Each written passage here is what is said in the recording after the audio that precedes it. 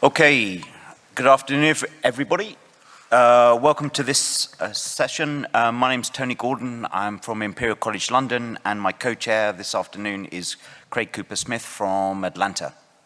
I think it's going to be an interesting session, shedding light on sepsis, and I can't think of better speakers than those lined up this afternoon who are going to shed light on, I must admit, things I'm looking forward to learning about. And starting that will be Carolyn S Calfee, who's going to tell us about metagenomic sequencing in the ICU. Thanks so much, Dr. Gordon, and thanks to the organizers for the opportunity to present today. These are my disclosures, none of which are relevant to the topic I'm speaking on. So you're here because you're interested in sepsis and you know that it's challenging to diagnose and no pathogen is identified in at least 30% of sepsis cases, which we call culture-negative sepsis often. We also know that non-infectious systemic inflammatory conditions often mimic sepsis, which leads to unnecessary antibiotic use. And our current sepsis diagnostics really detect either microbes or host biomarkers of infection, but not both at the same time. So you could argue that there's an unmet need for a sepsis diagnostic that can detect both pathogens and the host response. And that's where metagenomic sequencing comes in. And this is a technology that takes advantage of the fact that both humans, the host, and pathogens share dependence on a shared genetic code of nucleic acids. And so really what integrated host microbe metagenomics means is that you take a biological sample of a variety of different types, and we'll talk about several. You extract the nucleic acids, either RNA plus minus DNA from that sample, you sequence it, and then you use an informatic pipeline to deconvolute that into host nucleic acids from which you can identify differential gene expression, develop perhaps a diagnostic classifier, and then genetic material that's associated with microbes. And you can use that to detect pathogens and even to identify antimicrobial resistance genes. And many of the diseases that we take care of in the ICU involve a really dynamic relationship between the host and microbes, including respiratory diseases like lower respiratory tract infection and ARDS, sepsis, which we'll focus on today, and meningitis. I'm going to start with just an example from meningitis because it's kind of an easy place to start thinking about this type of approach because, of course, the CSF is not a place where we expect to have any pathogens. And so it's really a great sort of test case for the power of metagenomic sequencing. And this was identified in this seminal paper by Michael Wilson and colleagues published in the New England Journal in 2019, in which they took CSF from 204 patients with idiopathic meningitis and/or encephalitis who had metagenomic sequencing, which is abbreviated MNGS, by the way, and I'll use that in the rest of the slides, performed on their CSF. Out of those patients, 57 had infection identified as the etiology, and 13 of those cases, or 22%, the infection was identified only using metagenomic sequencing. And now actually this is available as a clinical diagnostic test that we can order for our patients in the ICU. There are also some emerging commercially available products that purport to offer this. So I'm showing a slide here from a company called Carius that we also actually have available as a clinical diagnostic in our ICU. They market this for immunocompromised patients, and they're conducting really only DNA-based sequencing of plasma. They advertise a rapid turnaround time of 24 to 48 hours, and while this may potentially be useful, it has a few challenges. It may not always distinguish pathogens from commensals or contaminants. It may miss RNA viruses because it's DNA-based sequencing, and there's no assessment of the host response. So our group has been working on implementing this approach in a couple of different areas in the ICU using both airway samples for lower respiratory tract infection and whole blood and plasma for sepsis identification. I'm really going to focus on the latter because this is a session on sepsis. So again, the idea here is you take the sample, you sequence all the material, you separate it out into host and pathogen origin, and then you analyze that data. And so this work that I'm going to tell you about was published late last year in Nature Microbiology, really led by the scientists you see on the right-hand slide of the screen, Katrina Kallanter, who's a bioinformatician at the Chan Zuckerberg Biohub in San Francisco, Lucille Nathan, who's a specialist in my group, and Chaz Langelier, who's a brilliant infectious disease physician scientist based at UCSF. So what we did in this study was take 321 patients who were admitted via the emergency department to the ICU from 2 San Francisco hospitals in a study we call the EARLY study. And we did very detailed review of their medical record at the time of ICU discharge or death by at least 3 physicians who all specialized in infectious disease, critical care, or both. And we adjudicated these patients for presence or absence of different categories of sepsis. Now, you'll notice these are the sepsis 2 criteria. It's because this cohort dates back to 2010, and so that's how we were collecting the data at that time. And we categorized the patients into 5 different categories as follows. Number 1, patients who met the sepsis 2 criteria and had positive blood cultures were identified as sepsis with bloodstream infection. Number 2, patients who met those criteria and had another confirmed positive microbiology source were considered as sepsis non-BSI. So this is your urinary tract culture that's positive, your positive tracheal aspirate or sputum culture. If there were patients who were clearly felt by all the reviewers to have sepsis but did not have a positive culture, those were categorized as suspected sepsis. Then there were patients in this cohort who were admitted and met SIRS criteria but had a clear alternative diagnosis, subarachnoid hemorrhage, something like that. And those were categorized as no sepsis. And then some where we really just couldn't tell what the answer was, and those were classified as indeterminate. We then did quality control measures to remove patients with low biomass of RNA-seq samples, and we're left with about 221 patients who had whole blood RNA-seq and 138 who had plasma RNA and DNA-seq. And I'll tell you about what we did with the data. So first we asked, okay, if we compare the patients who have confirmed sepsis as confirmed by bloodstream infection or another positive culture, and we compare them to those who had another clear alternative diagnosis, can we identify a transcriptional signature? And in fact, we found almost 6,000 differentially expressed genes in the whole blood using an FDR of less than 0.1. When you do a gene set enrichment analysis and you ask what pathways characterize those patients with sepsis, you'll see the usual suspects. So genes involved in neutrophil degranulation, the innate immune response, complement cascade, et cetera. So that's not a huge surprise. We then used this data to build a classifier using a variety of different methods, ultimately landed on one called a support vector machine, and found pretty decent, not perfect, but pretty decent performance with areas under the curve of 0.81 to 0.85 for classifying sepsis. We then said, okay, well, what about the plasma? Now, you may be thinking this is a little odd, right? Why were you doing nucleic acid sequencing on plasma? Because plasma has not actually traditionally thought to contain much in the way of nucleic acids. But in fact, we found that there were 62 differentially expressed genes, and you can see the heat map there, between those 2 groups in the plasma, including several biomarkers that have been previously identified as good biomarkers of sepsis, like CD177, HLA-DRA, ALOX5, and others. And in fact, using these genes, we were able to build a host classifier that was actually a little bit more effective with areas under the curve up into the 0.9 range. All right, then we turned our attention to the pathogen. And let me explain how we determined whether a given microbe that was identified was actually a pathogen or not. And this is an approach that we developed in our PNAS paper on lower respiratory tract infection in 2018 and applied here to the bloodstream. So what we did is to start by selecting the most abundant species for each genus, rank the species by abundance, and limit it to the top 15 species that were identified, because you do actually identify quite a number of different species in these assays. And then what we did is to essentially identify the outliers. So let me see if this works. So you see here how the Staph aureus here, if this is abundance on the y-axis and rank by nucleotide reads per million on the x-axis, the Staph aureus is really a major outlier.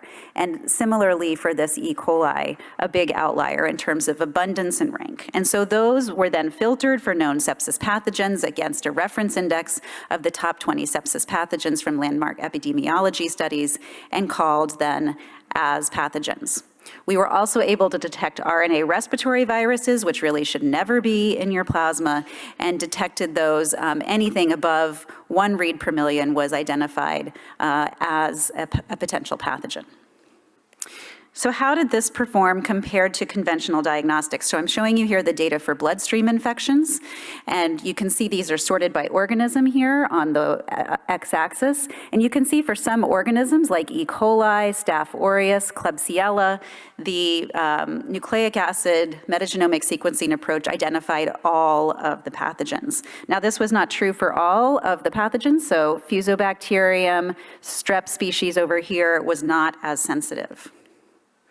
What about peripheral site infections that weren't in the bloodstream? So it detected about 35 to 40% of the urinary tract infections, very few of the lower respiratory tract infections, and none of the 3 C. diff infections. So detecting bloodstream infections, pretty good, not as good for other sites.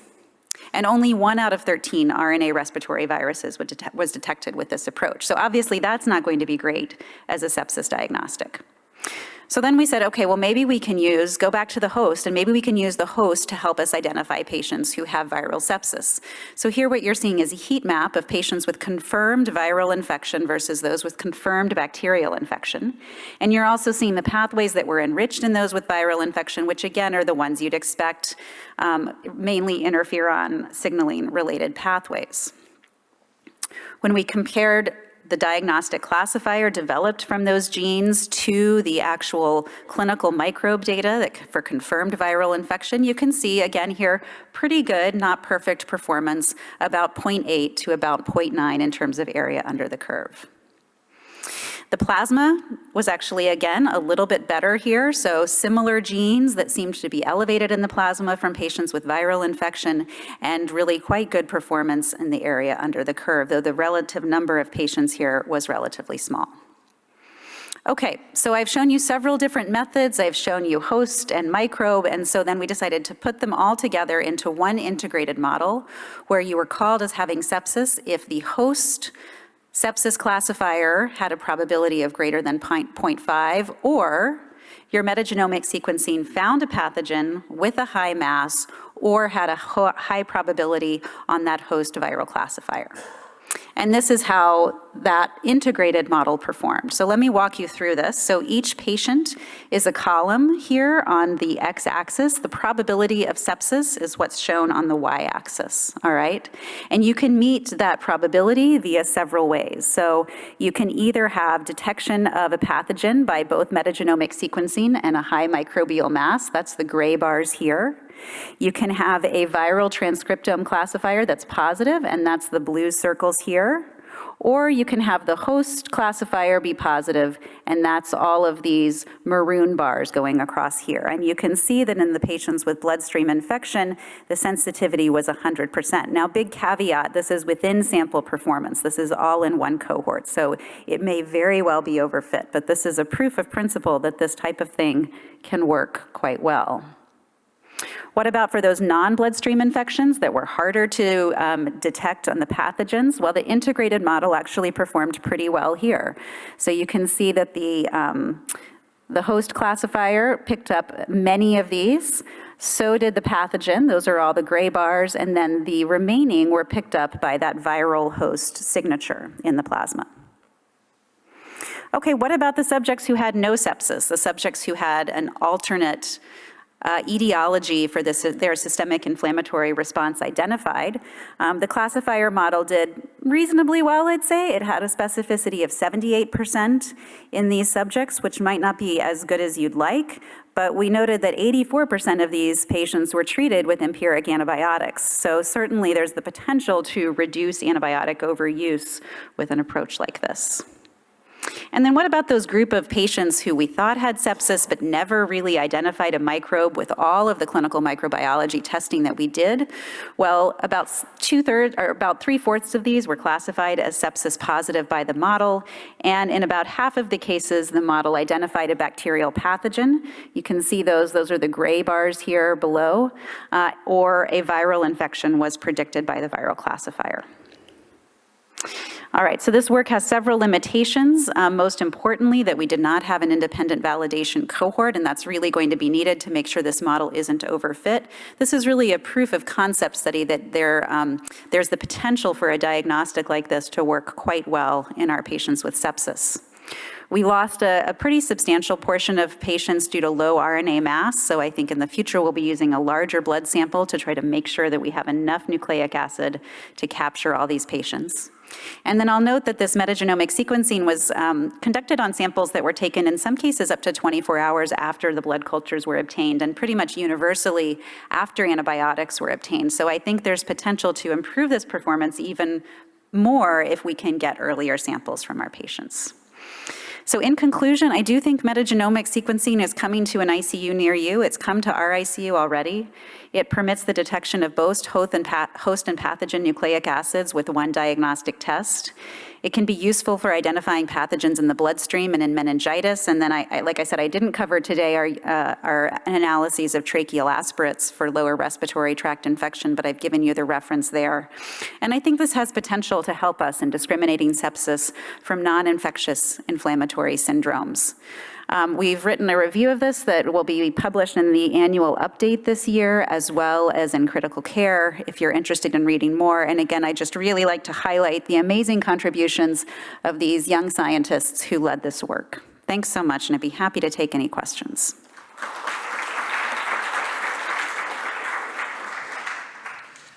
Thank you, Carolyn. That was wonderful and a glimpse of hopefully what was not too far away in the future. Questions from the floor? Yep. Do you want? I think there's a microphone at the end of your row if you want to come through.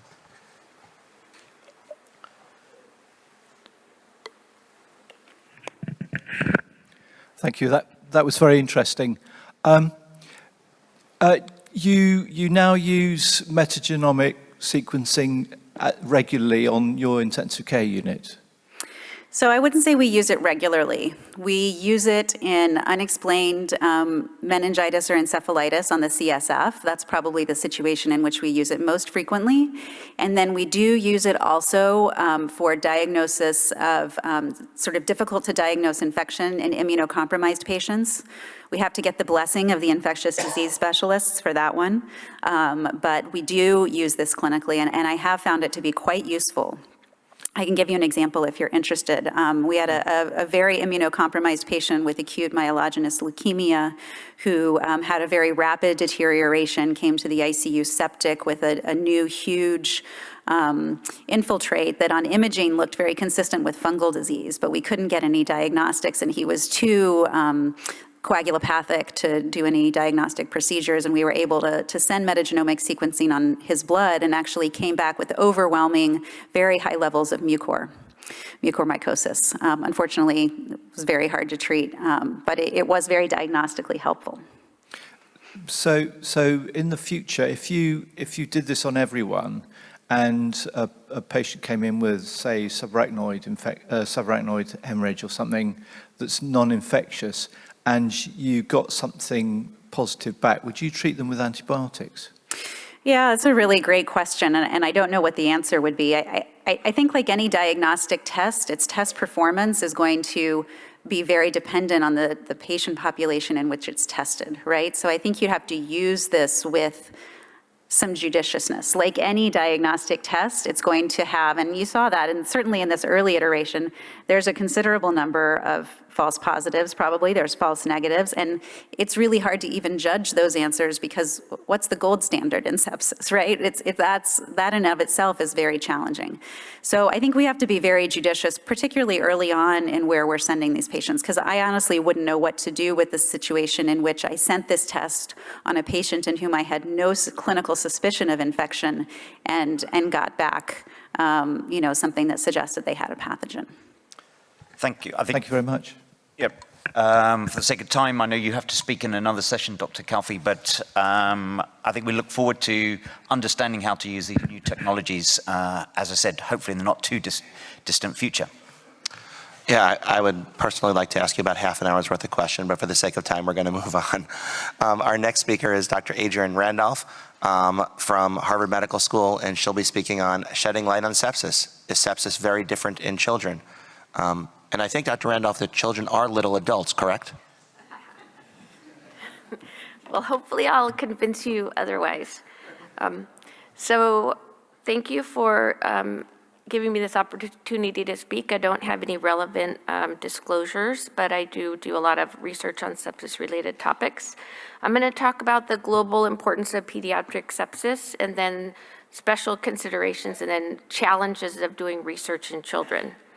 So the burden of sepsis in children is enormous, especially in neonates. There's approximately 3 million neonatal cases, and 1.2 million cases in children. This was estimated in 2018. There's a more recent estimate. In 2017, they pointed out that sepsis was biphasic. This is from the World Health Organization Global Burden of Sepsis online freely available document. And basically, children under 5 and the elderly are where the big burden of sepsis is. And if you look at the numbers, it's almost the same of children under 5 and the adults 20 and over of the global burden of sepsis. And if you look at those under 5 years of age, diarrheal diseases are the number one, neonatal disorders with sepsis being a lot of that. And then lower respiratory tract infections are also very high. But if you look at deaths from sepsis, it's pneumonia. So pneumonia consistently makes up a lot of the deaths from sepsis. And this slide is just to point it out globally. Neonatal is a fairly large number of deaths, but if you look at all the ones outside the neonatal period, there's multiple types of infection, including malaria, pertussis, meningitis, tetanus. So in the World Health Organization, because a lot of the places in the world where sepsis has the biggest burden are countries that have less resources, including the absence of being able to do cultures and testing.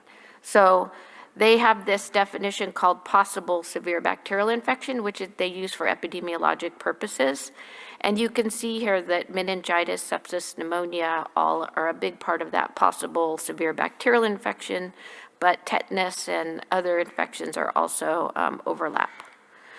And just to point out that if you look at the mortality alone, it will miss the enormous burden of long-term disability caused by sepsis.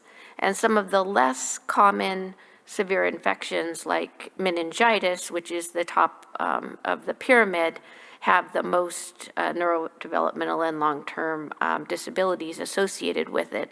And so those things, those long-term outcomes are really important because they have many more decades of life ahead of them to live with these disabilities. Most of these diseases, this is an older slide, but it's still true, are vaccine preventable. Haemophilus influenza, pertussis, measles, pneumococcal disease, rotavirus now, most of these are vaccine preventable. And in fact, a lot of the work worldwide is about vaccination and as well as other public health measures to try to prevent globally the biggest number of deaths from sepsis.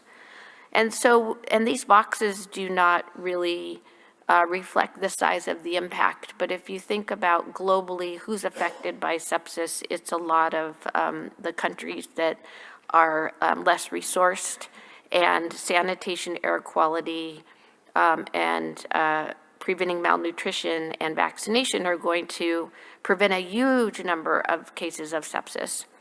And then preventing the complications is early recognition and initial management. And then a lot of, my work is in tertiary sepsis where they're already in the ICU, they are septic, and they are now you're doing tertiary level interventions to try to prevent death.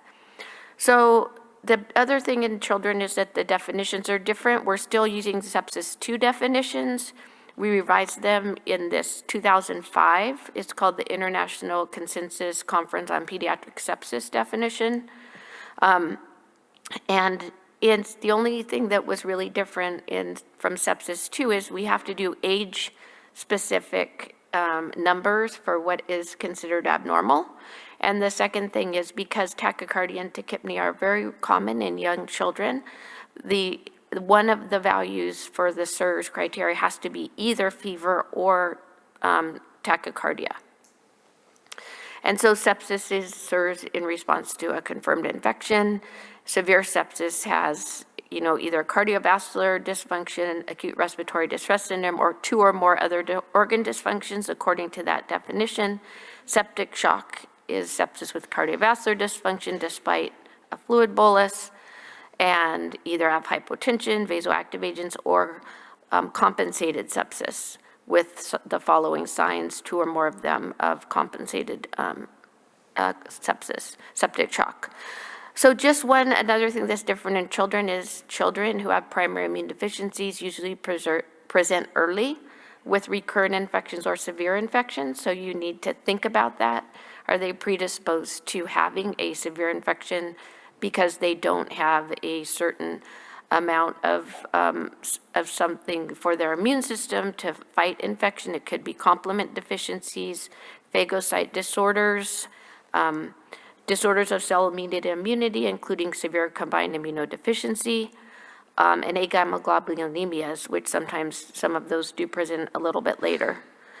The other thing that's different, you have to understand that the immune system is different. The innate immune system actually becomes almost adult level very early in life.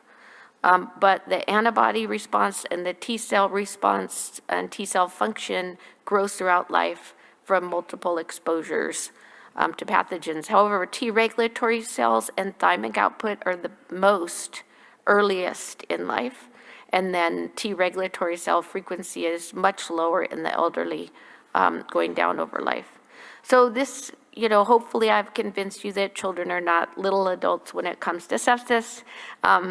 In many ways, including their comorbid conditions, a lot of congenital disorders and prematurity, the huge burden in the neonatal population. Septic shock is a late sign in children. Their hearts are very healthy. They drive their cardiac output with extreme tachycardia. They can be in the 200s. And they have a developing immune system. So these differences influence the outcomes of sepsis trials and their design.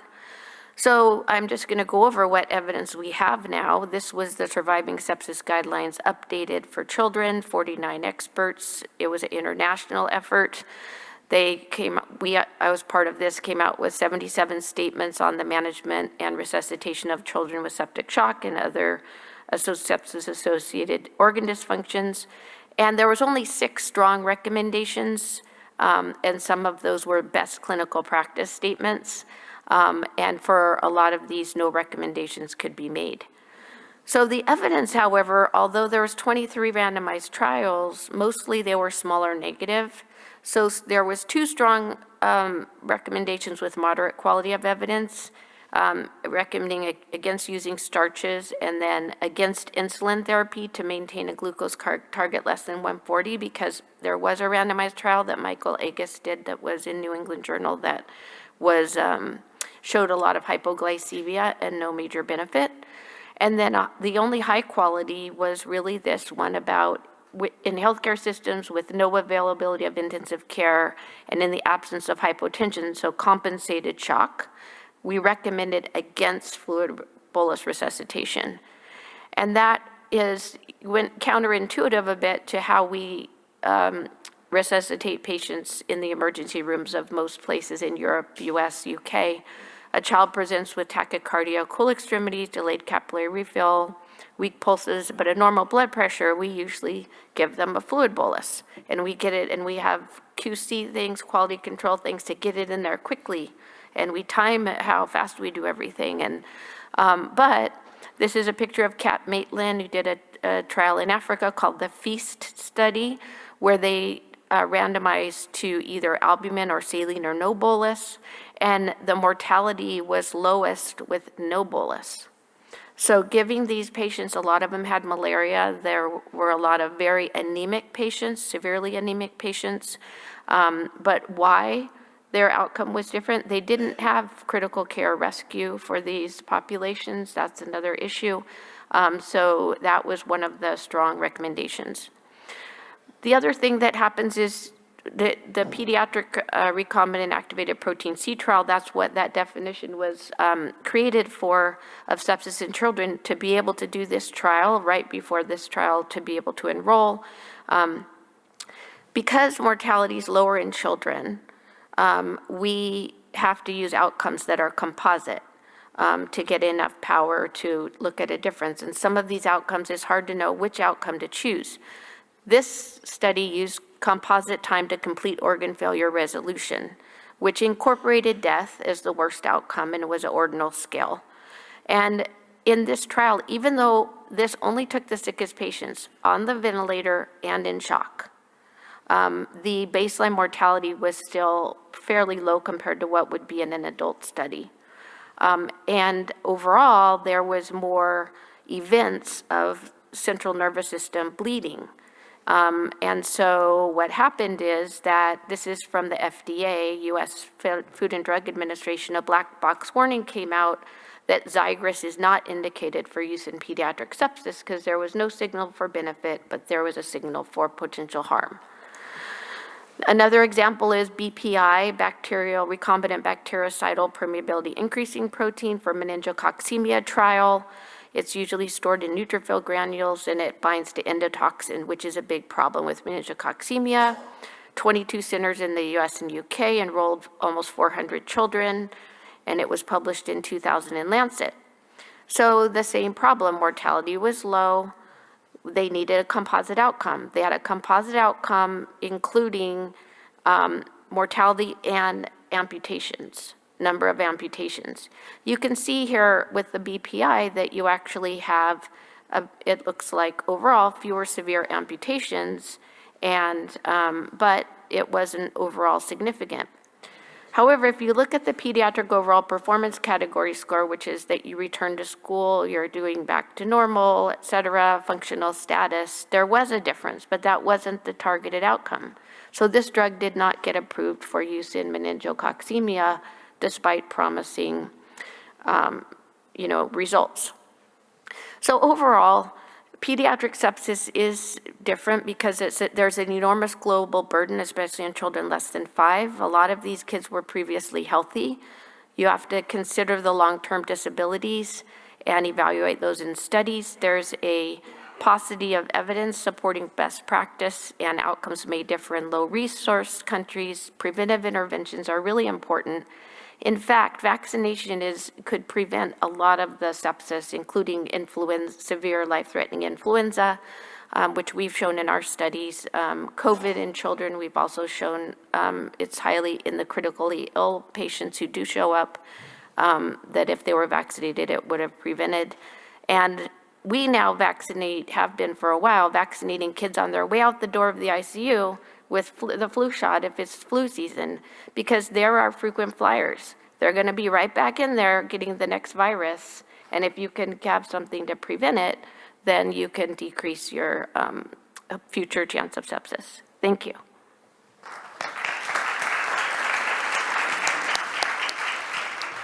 Thank you very much, Dr. Randolph. We have time for a question or two from the audience.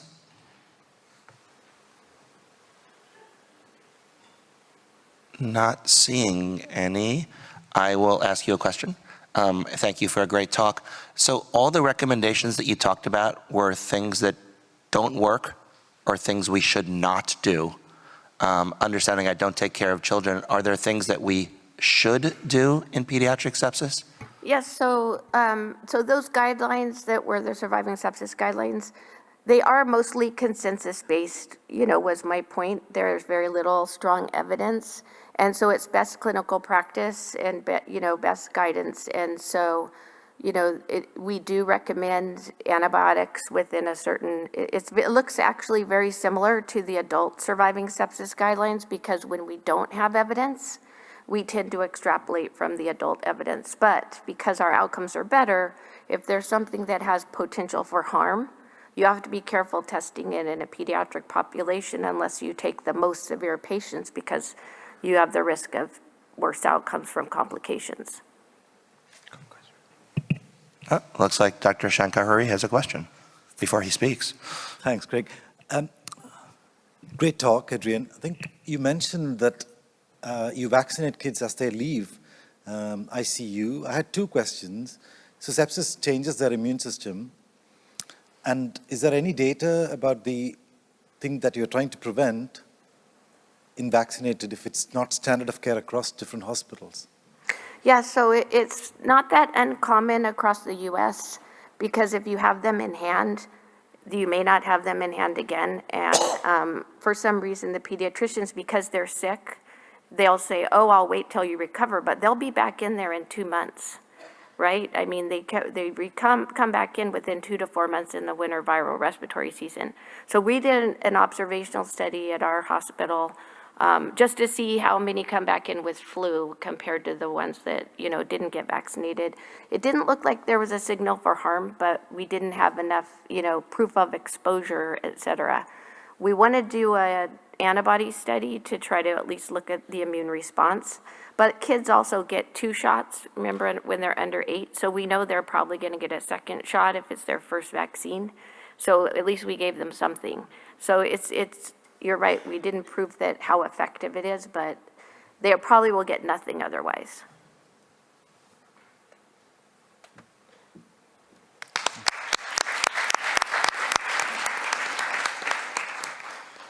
Okay, we'll move on, and it's now my pleasure to introduce my good friend and UK colleague, Manu Shankar, who's going to talk about the adaptive immune system. I have to say, Manu, I thought you were about to leave when you went to ask the question, and my heart sank. So I'm glad you stayed to give the talk. Tony, thank you so much. And I think with the title that was given to me, I was about to leave, but it's an interesting title. I will try my best to cover what happens to the adaptive immune system during an infectious insult and a non-infectious insult. Just an acknowledgement to my funder. In the last 5 years, I've been funded through different grants, including a clinician scientist award. These are my views, not necessarily of the Department of Health. I do have an intellectual conflicts of interest because I run TRAIT's immunology program, and whatever advisory board activity I do goes to an institutional research fund, so no financial conflicts of interest with the talk.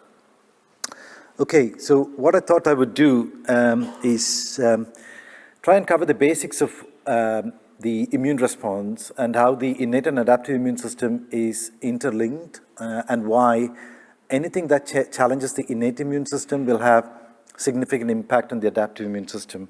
And then try and give some examples of the major changes that you see in the adaptive immune system.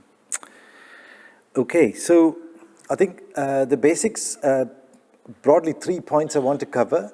What is an inflammatory circuit, and then how the changes in the innate immune system tackles the adaptive immune system. And I want to just spend a couple of minutes on the principle of immunological memory, because that is relevant when we discuss the adaptive immune system changes. So any insult in the form of PAMs or DAMs, pathogen-associated molecular patterns or tissue damage, will be a signal for the immune system to do something. And these are sensed by the pattern recognition receptors. And I think it's important to realize that at this point, the sensing is literally structural. There is no unique molecular signature that's sensed for a pathogen versus a DAMP. Most of them are structural sensing. And once that sensing happens, you start to get some effector signals, and these effector signals are driven by the first white cell or a non-leukocyte end organ cell that senses a danger signal. And then the effectors are the leukocytes, which kind of try and eliminate the pathogen or try and resolve the inflammation. And I think all of these basic immune response circuit comes with a cost. What do I mean by cost? There are some low-cost activities for the immune system. Circulating immunoglobulins can help opsonize the pathogen. A complement can opsonize the pathogen. Those are low cost for the immune system. If you were to think about an immune system having to increase the NF-kappa B levels, translate the gene expression to a protein, that is a high-cost thing for the immune system, and that changes the metabolic profile of the immune system from the normal to a more glycolytic profile. So everything comes with a cost, and when the cost overwhelms the actual need, often you get the term dysregulated immune response. So let's kind of unpack the first bit of the response in the context of an infection. So pathogens, the sensor leukocytes, are anything that is innate immune system. And this includes neutrophils, monocytes that are circulating. And if you're, like Dr. Calfee highlighted, if you're looking at something in the lung, you have the lung macrophages and the neutrophils that have kind of migrated into the interstitium following an insult, like pneumonia.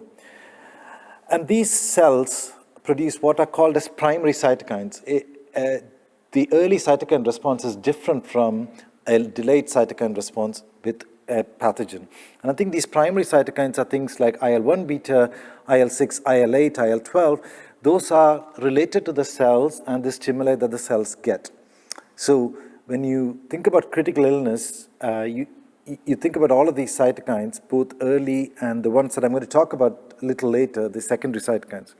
And these primary cytokines can affect the lymphocyte, which is the adaptive immune system changes, and the lymphocytes then produce a set of secondary cytokines.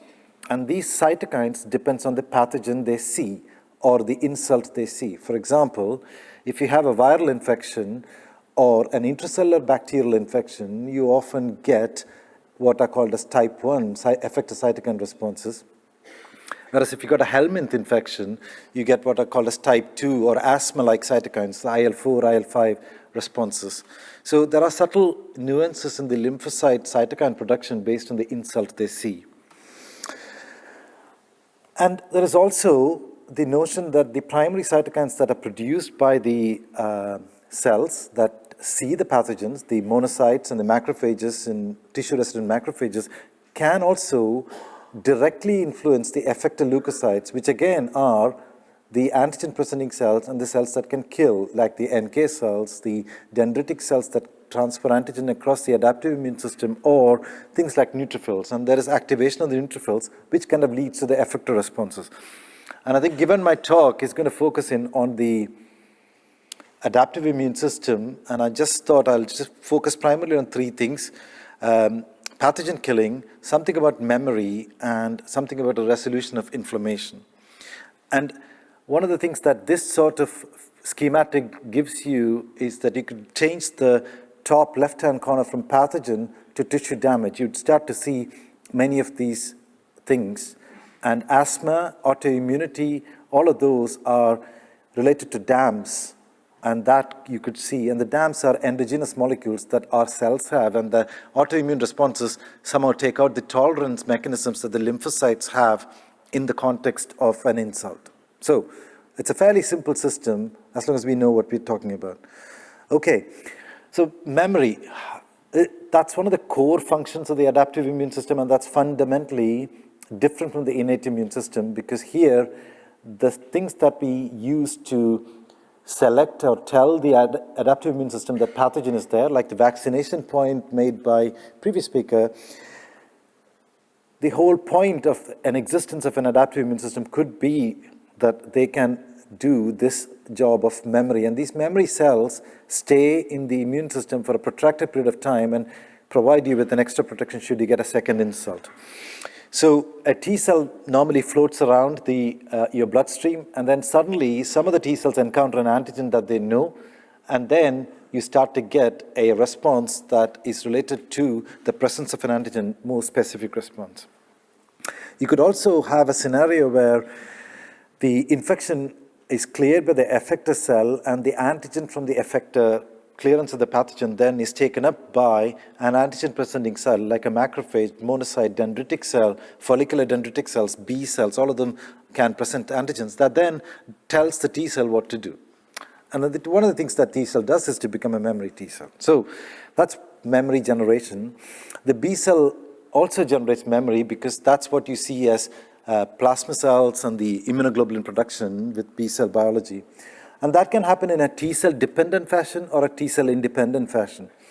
And it's important in the context of sepsis in particular because I'm going to talk to you about the fact that the T cell function is significantly impaired in the context of sepsis, and therefore any T cell dependent B cell biology will be significantly altered. So the ability of the B cell to go on to form a memory is impaired in the context of sepsis. And that's important because patients who survive sepsis, you would have heard, come back in the first 3 months with infection. And some of these B and T cell changes may be contributing to that. So that's B cell memory in a nutshell. And the final point of 101 immunology is the difference between the infection and insult due to trauma is this point of adaptive immunity. Because if you imagine in trauma, what you're going to see is cellular damage associated molecular patterns. If we all start to respond to our own endogenous antigens, you're going to be autoimmune after a trauma. So that is not a great thing. There is also this principle that's valid when you think about, for example, post-trauma uveitis, where normally the antigens that are in the UV are protected, spectacularly protected. And when you get that released into the bloodstream, the post-injury uveitis is common. And that's an autoimmune phenomenon. So it's important to know that there is this check that the immune system keeps so that you don't produce autoimmunity after an injury. In pathogen infections like COVID, you can overwhelm the central tolerance and act against your own pathogens, and therefore you get act against your own antigens, so you get autoantibodies against end organ molecules. Okay, so that's your immunology lesson done. And then let's talk about the adaptive immune system changes in sepsis. So if you think about a patient, there are a few things that go on. There is an element of disease tolerance that is talked about in this context, and that comes from the idea that each organ in your body has a different capacity for damage, susceptibility, different capacity for recovery from damage. Think about a brain, neuron, incredibly susceptible to damage, poor chance of recovery. Contrast it to skin, incredibly resistant to damage, but once the damage happens, it can restore itself as if nothing happened, unless you get scarring. But that's not a problem. It can restore itself. Now, in that context, think about lymphocytes. So intrinsic damage susceptibility is high. So every single sepsis paper would say you got accelerated apoptosis of B and T cells. Renewal capacity is high. Patients who recover from sepsis restore their lymphocyte count. Patients who die do not restore their lymphocyte count. You've heard that, and you've seen that in papers. Their repair capacity is low because often when T and B cells change their energetics, they often go on to die. Their functional autonomy is high because I told you earlier that they can produce cytokines. And their damage sequelae is moderate to severe. If you have a memory that is not appropriate, you can get secondary infections. So that's the reason why sometimes vaccinations require 2 or 3 doses. And we and others have shown this. The B and T cell lymphopenia is differential. In B cells, if you think about all of the different subsets of B cells, the exaggerated loss of B cells is much more common in the memory B cells. And this happens post-activation, and the activation is related to the phosphorylation of a key intracellular pathway called as ERK pathway, and that is probably drives the B cell loss post-activation. And we've also kind of shown, alongside our COVID work, that there is T cell subset loss in sepsis, and there is a skewing of the T cell subsets with Th1, Th2 responses being altered. And again, like any other acute sepsis infection, you have effector and memory B and T cell loss, even in the context of acute infection following bacterial sepsis. So this is seminal work from Jonathan Boomer as the first author from Richard Hotchkiss's lab. What they did was to take patients who died from sepsis and then used post-transplant or trauma splenectomy, post-trauma splenectomy as controls. What you see here is that a sepsis patient is, compared to a control population, has got very little HLA-DR staining. In other words, if you ability of a cell to process and present an antigen is kind of reflected in HLA-DR as a surrogate, and that's kind of altered in sepsis, and the spleen looks relatively acellular when you die. So some of the secondary lymphoid organ germinal center and memory formation is impaired in the context of sepsis because probably of this mechanism. And everybody has talked to you about T-cell exhaustion. I just want to make one simple point. In the context of sepsis, this happens when there is persistent inflammation. So if you're going to give a therapy that targets this pathway, you probably are better off delaying it a bit rather than giving it right at day one. So to summarize, that B and T cell changes are profound and spectacular in the context of sepsis. For the next minute or so, I'm just going to kind of touch on the adaptive immune systems in non-infectious critical illness. And that's largely similar. And probably the first clue to that comes from this lovely work from the Glue Grant a long time ago, coming up to 12 years. This is trauma, and you take a blood sample very early on in trauma, and you see that upregulated pathways early on in trauma is B-cell receptor signaling, and downregulated pathways TCR signaling.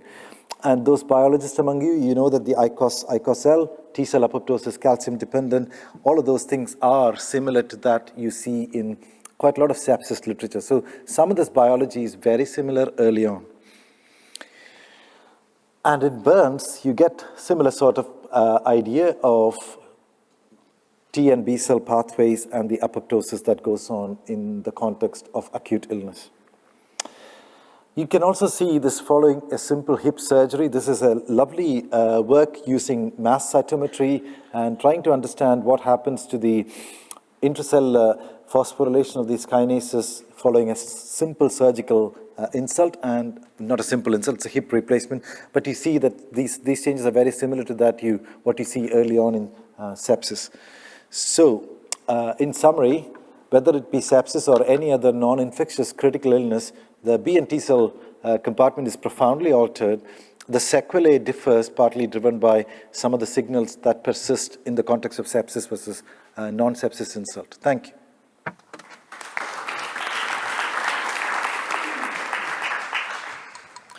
Thank you, Manu. Questions?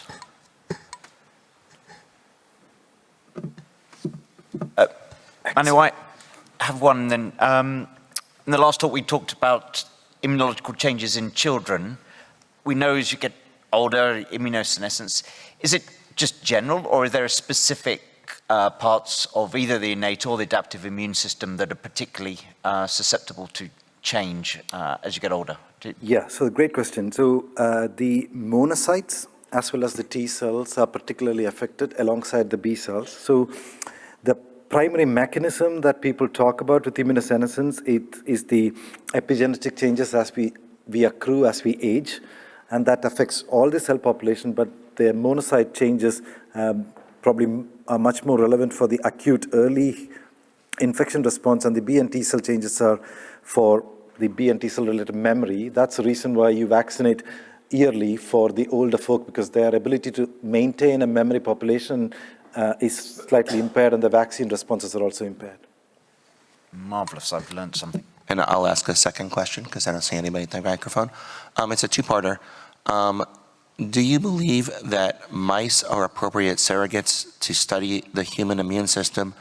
And if so, or if not, do you think that the fact that mice have really negligible memory cells, T cells, affects it, and we should be using memory models in mice to study human immunology?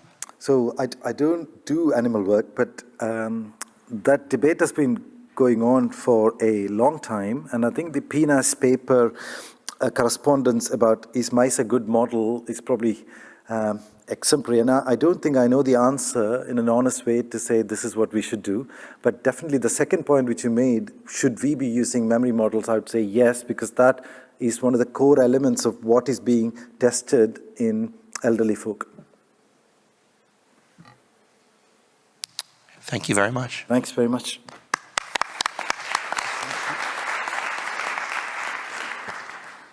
Our next talk is by Dr. Ed Schenck, who will talk to us about necroinflammatory cell death in sepsis. That's what I want. That's what it says, but It's is that, come up on the screen. I wonder if you've got the right slide set. interestingly enough, this says subphenotyping based on organ dysfunction trajectory in sepsis, and yet the slides say something different.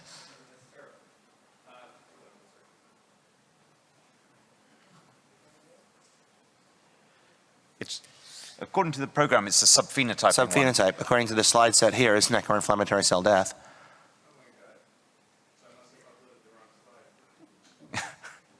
The beautiful thing about a meeting in Brussels is you can give an impromptu 15-minute talk with no slides With at no all. slides at all? In a very small room.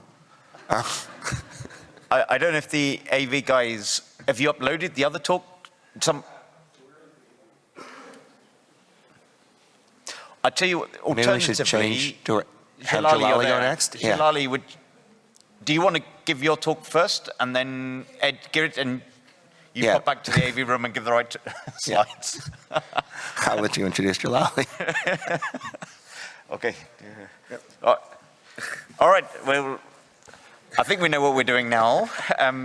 Our next speaker is Djillali Annane, who I'm sure most people, everybody should know, from Paris, who, let's hope, he's going to talk about individualizing corticosteroid administration. We'll just wait to see if your slides can be pulled up. So this is the last speaker, the 3 o'clock session. Thank you, Tony, Craig, dear colleagues. Yeah, otherwise I will speak without the slides, but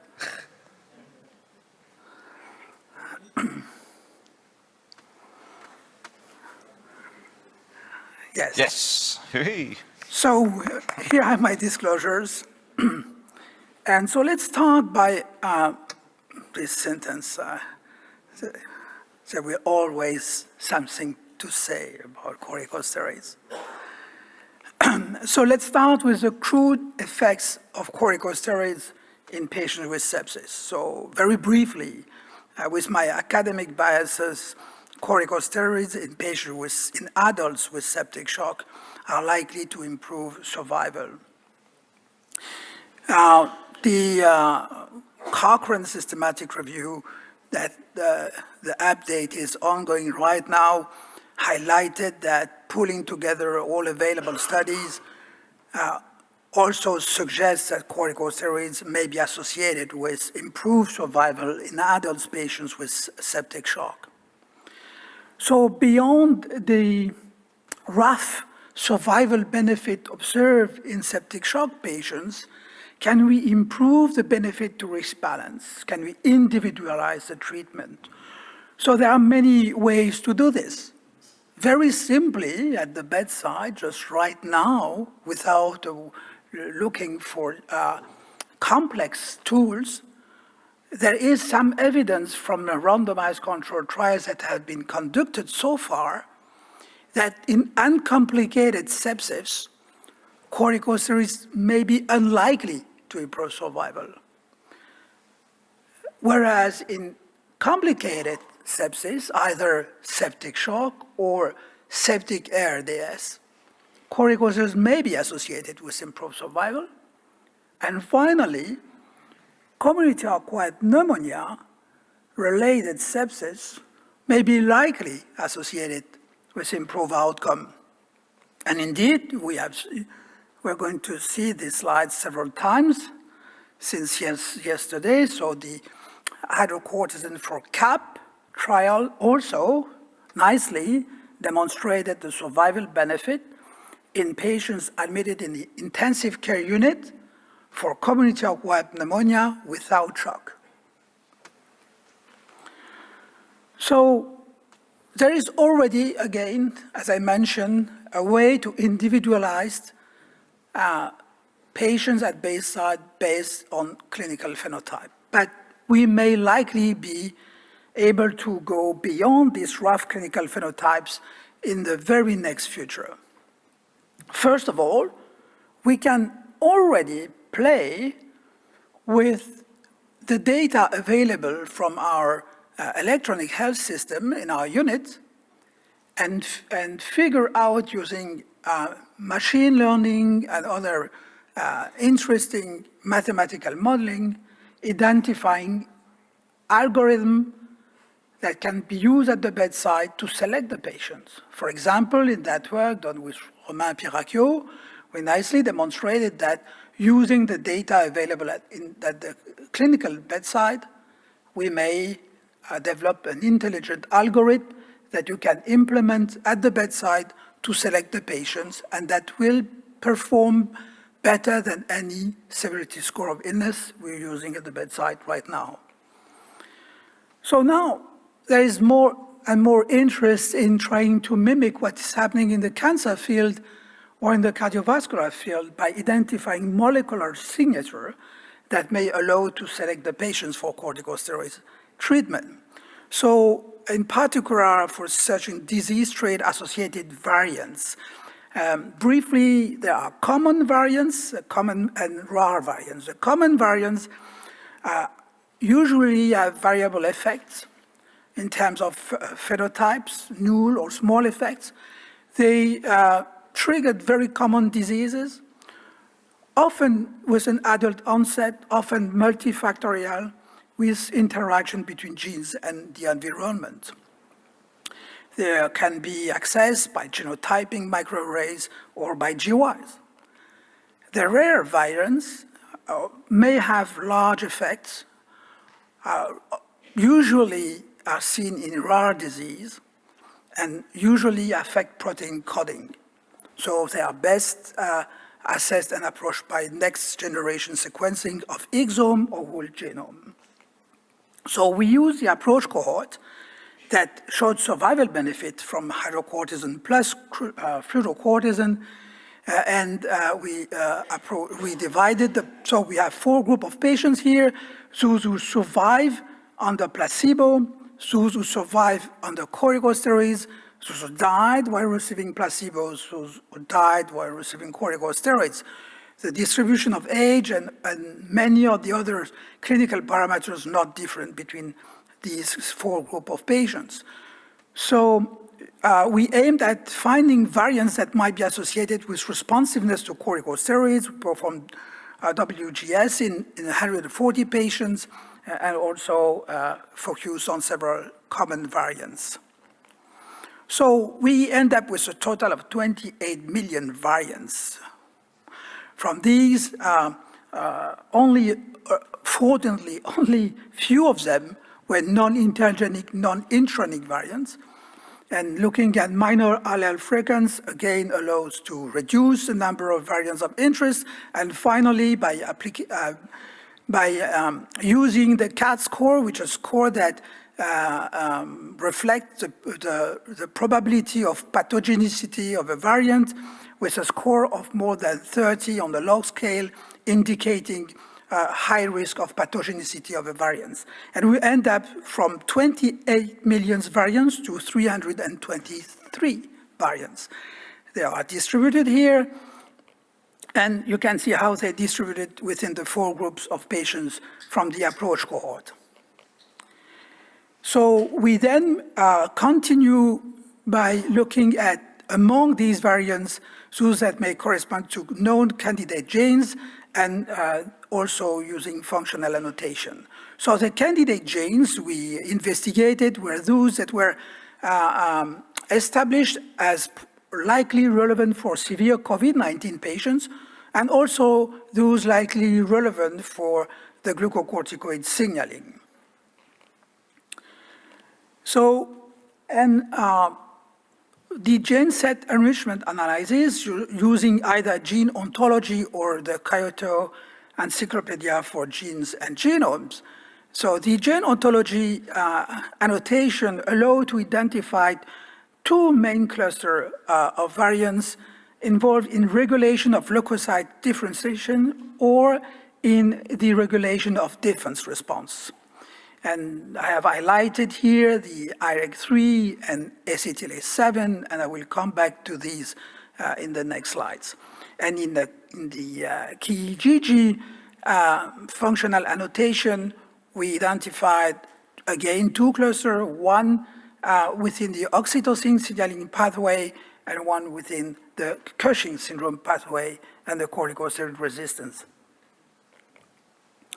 So we identified in this population patients with mutation in DUSP1 gene, the dual specificity phosphatase 1, that is induced by cortisol, and that is a major regulator of the MAP kinase pathway. So this mutation was identified in patients who died rapidly from his septic shock, from a community-acquired infection. And this graph shows you that DUSP1 here is expressed upon activation of glucocorticoid receptor by glucocorticoid, and migration to the nucleus results in activation of DUSP1, and then DUSP1 will regulate by blocking the MAP kinase pathway here. So it's a very important signaling in the regulation of the glucocorticoid-mediated anti-inflammatory effects. We also had patients with two mutations, one in the interleukin-1 receptor-associated kinase 3, which is also induced by cortisol, and which inhibits the IRAK1 and 4 pathway and signaling. And again, that patients with this mutation also died within 1 month from a community-acquired pneumonia.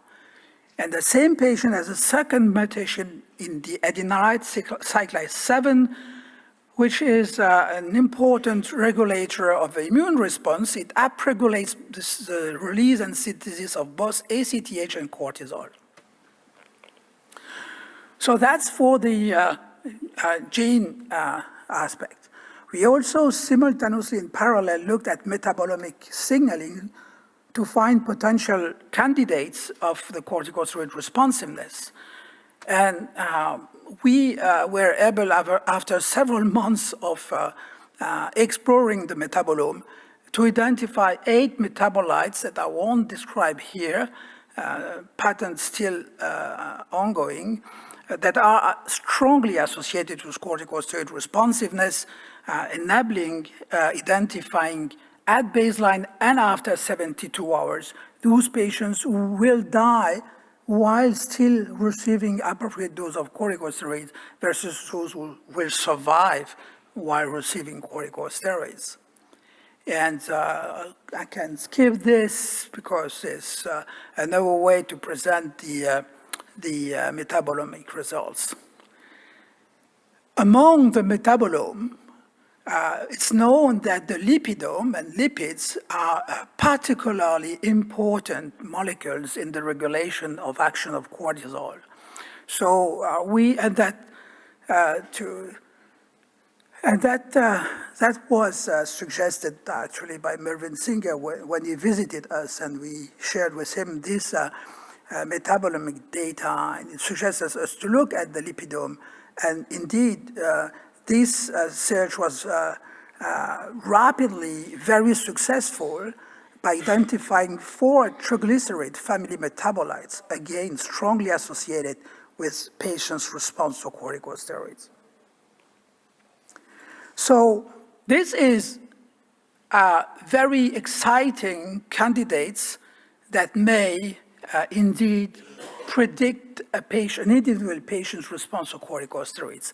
So this next step is to explore in a randomized controlled trial whether patients with these biomarkers guiding corticotherapy may benefit. So we just recently published the protocol of a RECORDS trial, which is a biomarker-guided adaptive Bayesian design basket trial.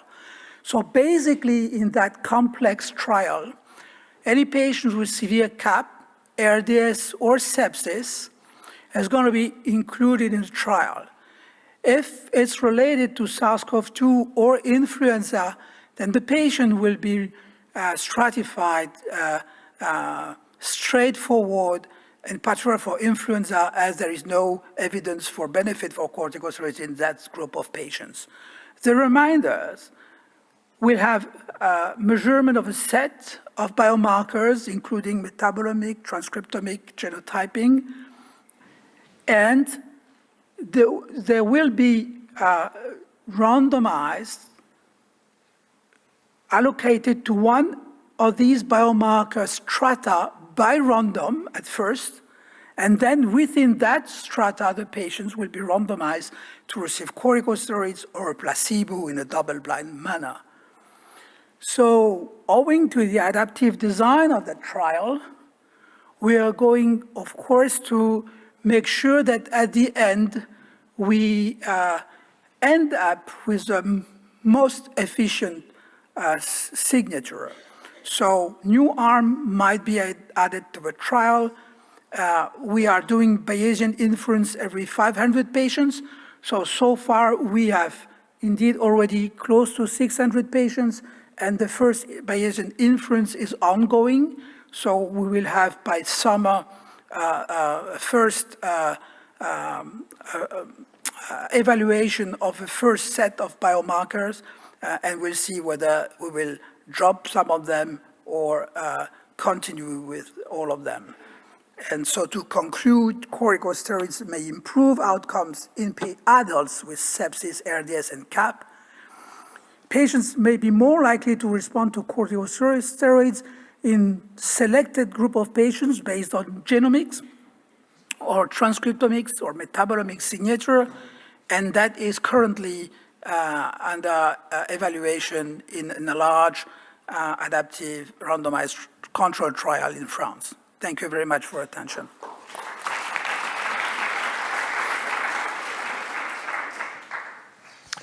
Thank you, Djillali. Questions from anybody?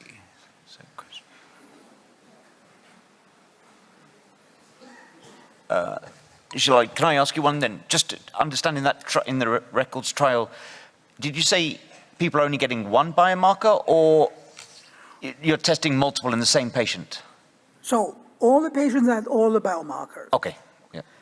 And to decide on which strata the patients will be randomized to receive corticosteroids, this is not left at physician's discretion, but it's taken by random. So there is a first randomization to allocate, but all the patients will have all biomarkers. Okay. So at the end, we can also look through interaction tests to even combination of biomarkers. Fantastic. We're going to learn about the biomarkers as well. That's what I always wanted to check. Okay. I think for the sake of time, because we've had to move things around, we better move on. So thank you very much, Djillali.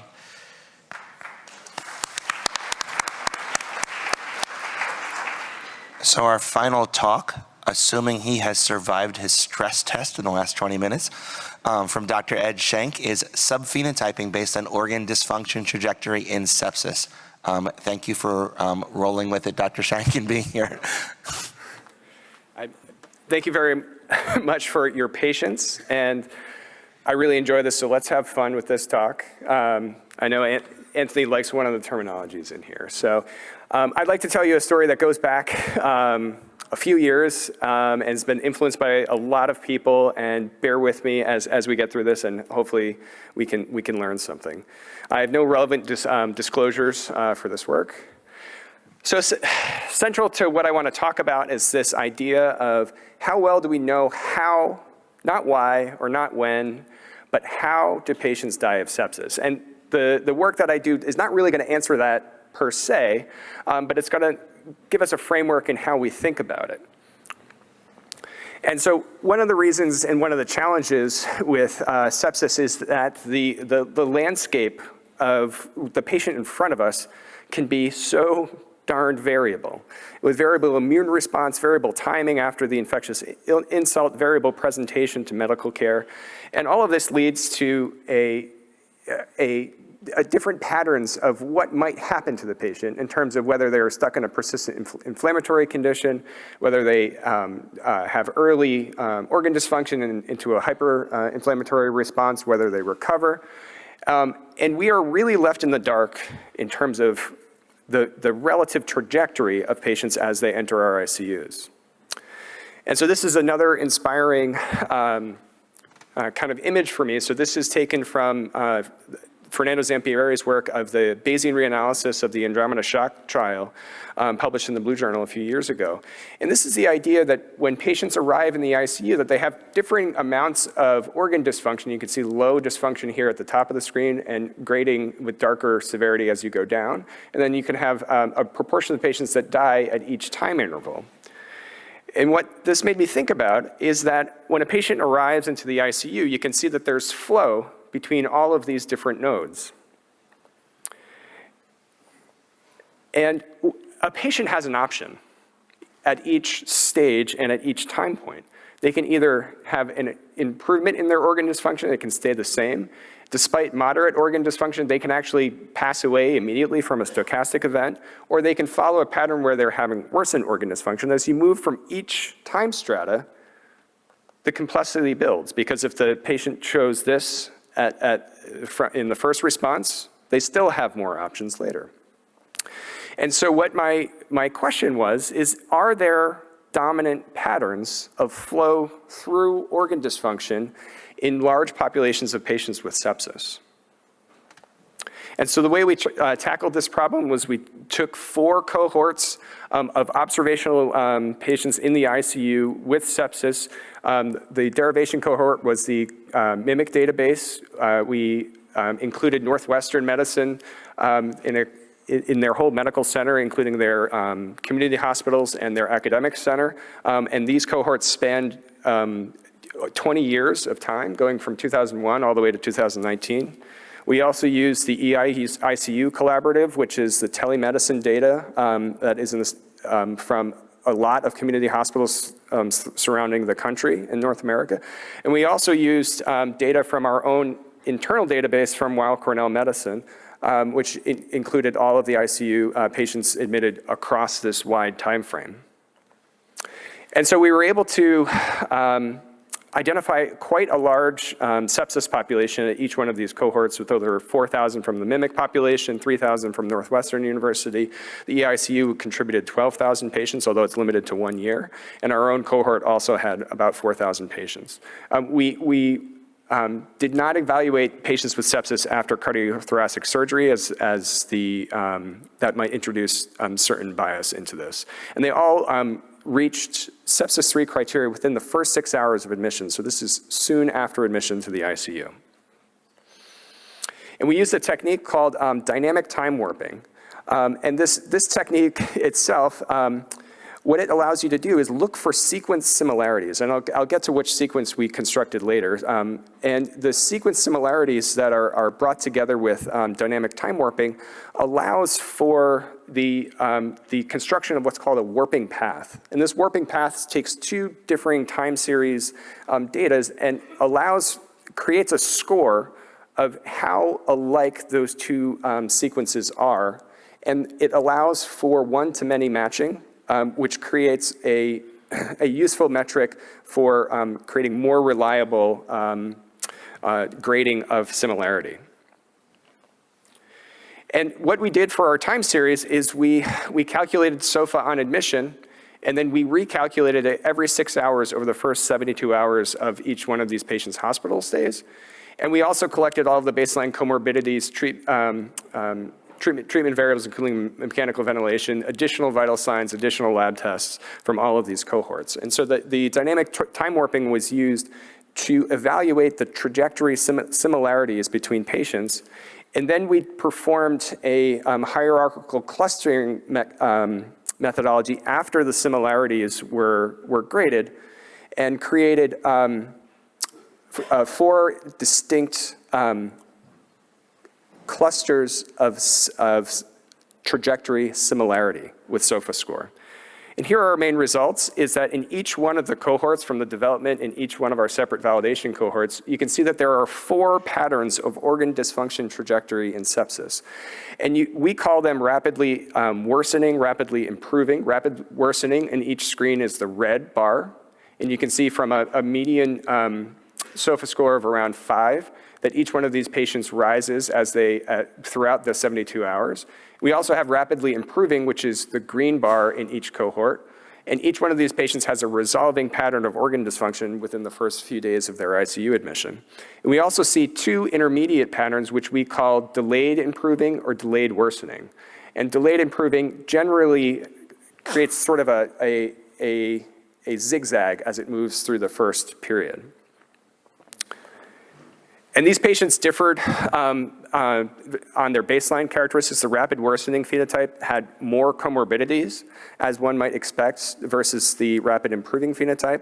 They also differed by their baseline SOFA scores, but surprisingly, the rapidly improving patients actually, on average, had higher SOFA scores on admission than the worsening groups did. The distribution of mechanical ventilation was different, but did not follow such a clear pattern. Additionally, the pattern of urinary tract infection and other types of infectious sources varied when you're looking at the differing trajectory patterns, but more specifically, as one would expect, urinary tract infections were less commonly present in the rapid worsening group. But importantly, the distribution of septic shock actually was more common in the improving phenotype than in several of the delayed phenotypes. And who are these patients in each group? You can see from this chord diagram that they are made up of a differing kind of cluster defining features that include comorbidities, hematologic variables, kidney and neurologic dysfunction variables, inflammatory variables that are measured on lab tests. And the rapid worsening group is similar in some ways to the delta phenotype identified by Chris Seymour and his Seneca group, in that it's classified by more hepatic dysfunction, and then the rapidly improving phenotype is characterized by pulmonary, neurologic, and inflammatory features. And across each one of the cohorts, the improving and worsening phenotypes tracked with mortality. As you could expect, the worsening phenotype did the worst. The improving phenotype in each group that we looked at did the best, and on average, their mortality was around 10%, sometimes less, depending on the characteristics of the underlying cohort. And then the intermediate cohorts had intermediate outcomes. But the remarkable thing is that the improving phenotype, both rapid and delayed improving, were by far the most common trajectory phenotypes in sepsis. And the worsening phenotype outside of my own institution itself was relatively less common.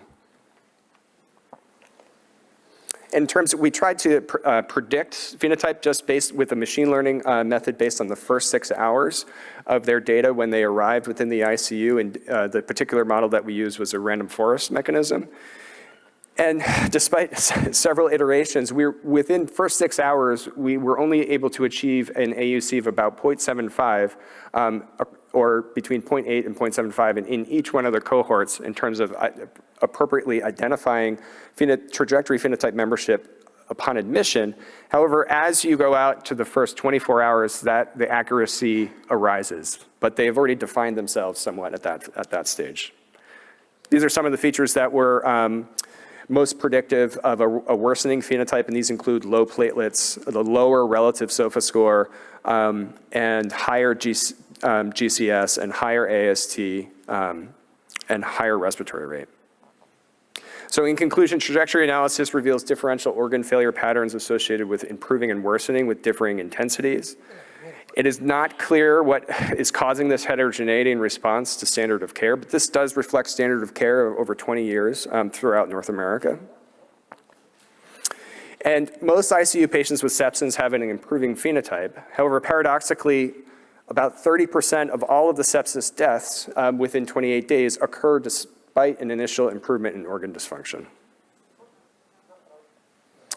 And a little teaser, the focus on trajectory is not limited to organ dysfunction. These are some other tantalizing works, including temperature trajectory and other vital sign trajectory. And it is not limited to sepsis, and here is work that highlights other diseases such as ARDS. And dynamic time warping can be used for progression patterns in many types of time series. This is just looking at EKG data. And it is possible that many things can be transformed into time series, is that you can even take static images and transform them. And so we're very enthusiastic about the potential for this to analyze progression patterns with many different biomarkers and measurements within medicine. And lastly, our traditional organ dysfunction score is the best method to capture the trajectory of underlying physiology. This is work by the BU group led by Nicholas Bosch that looked at the ratio of norepinephrine dose to mean arterial pressure and compared that to the cardiovascular SOFA score. So his map to norepinephrine equivalent terciles much more accurately predicted in hospital mortality outcomes than this cardiovascular SOFA score. So this is just an example of using a ratio of vital signs to treatment as potentially something that's more indicative of underlying physiology. All right, thank you.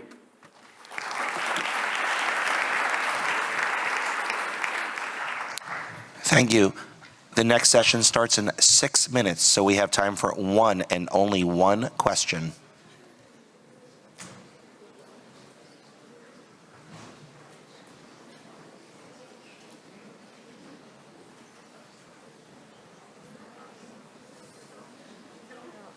Okay, if there are no questions, we'll say thank you to all the speakers. Thank you for bearing in with us with the slight change in order, and we'll let the next session start on time. Thank you very much.